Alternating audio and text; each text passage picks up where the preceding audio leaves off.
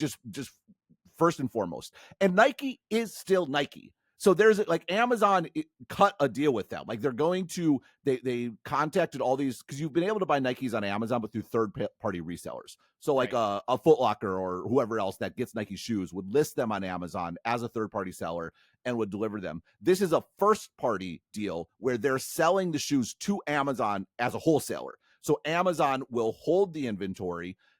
They pay less for it, obviously, and then Amazon will sell them. And the benefit is that, number one, Amazon is motivated to sell them. So you get higher in search results, general awareness, they don't want to hold the inventory at a minimum, right? So that is a benefit of being first party. And then also you're not on the hook for logistics. And by the way, logistics, when it comes to shoes, I'm much more likely to buy a shoe from Amazon than from anywhere else. Well, no, I know how to return it. It's super easy and predictable, right? And so when it comes to something like this that I might want to return, I've bought shoes from Nike before, and it was a nightmare. Like the logistics were terrible.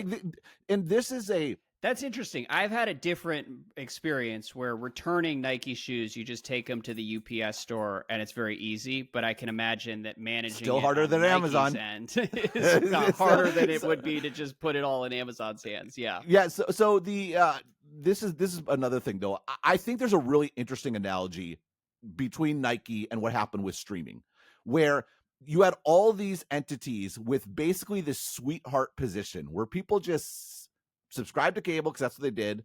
They sat down, they turned on the TV, and they watched something. Like you were just there. That is actually an amazing position to be in.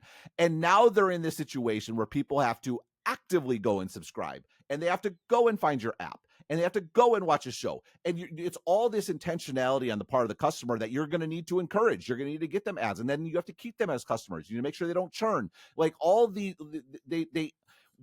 we're so jealous of Netflix and its multiples. They pursued this model that Netflix did because they were a startup. Like it's the same sort of thing. We have an incumbent with actually a very enviable position, throwing it all away because they're jealous of the new entry. That's kind of like what same Nike Hollywood arrogance. It's like, okay, other people are succeeding online. Well, we're Nike. We're going to go online and we're going to dominate in that space. And lo and behold, the story has been a lot more complicated, at least for the last 2 years. COVID, but they are still Nike. Great. They are still Nike. And so Amazon, like they're going to cut off a lot of the third party sellers. They're like, look, nope, you're going to get stuff from Nike. That theoretically helps with potential counterfeit issues what Nike, was sort of concerned about before. And it's interesting, like you could sense the strength Nike was in 2017, 2018, where they're kind of dictating terms to Amazon. Now today, Amazon will help you out. And by the way, help us out. So we sell, we have higher throughput on the inventory that we're holding. But by and large, the balance of power, I think, is much different in this regard. But the funny thing is, and to answer your question, this might be the right strategy all along, right? Well, I mean, that's the thing that's interesting, because I've talked to you about brands online in the past, and you said like the goal is to be a high enough end brand so that people will seek you out directly and you don't have to go through Amazon. It depends on your product. They don't want to deal with Amazon.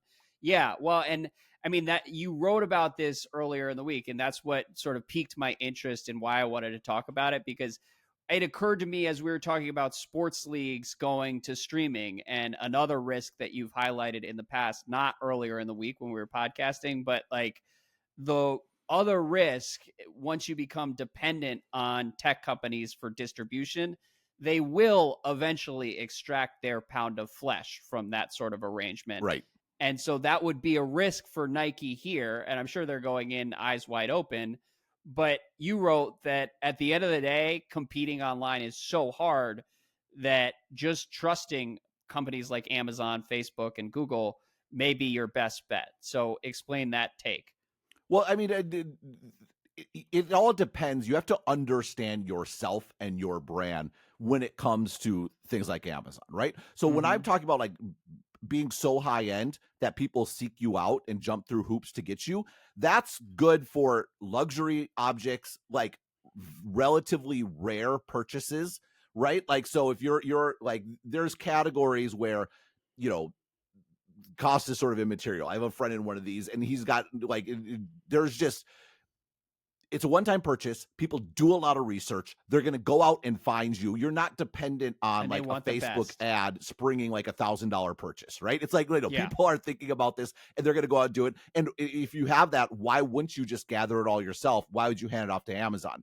If you go to the other extreme, and so the other companies that I talked about in this update, I referred back to an old article I did about P&G and Amazon, like consumer packaged goods like laundry detergent and deodorant and things along those lines. I always talk about, you what are you, a red spice man, or it's not red Old spice, Spice. Old Spice, yeah. Yeah.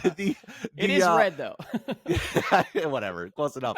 You knew what I was talking about. So those sorts of things, the consumer's not going to jump through hoops for you. They want to just go to the aisle and buy it, or they want to go to Amazon and buy it. And Amazon's made tremendous progress in these spaces through increasing, the throughput. This is where the 24-hour or one-day shipping makes a huge difference, and be able to turn this stuff over really quickly. If they're going to hold this in inventory, they need to get a lot of throughput. And by the way, if you go there the great thing from Amazon is you need this stuff all the time. So you're going to always be there purchasing, and then you might buy some more stuff. It's a tale as old as time.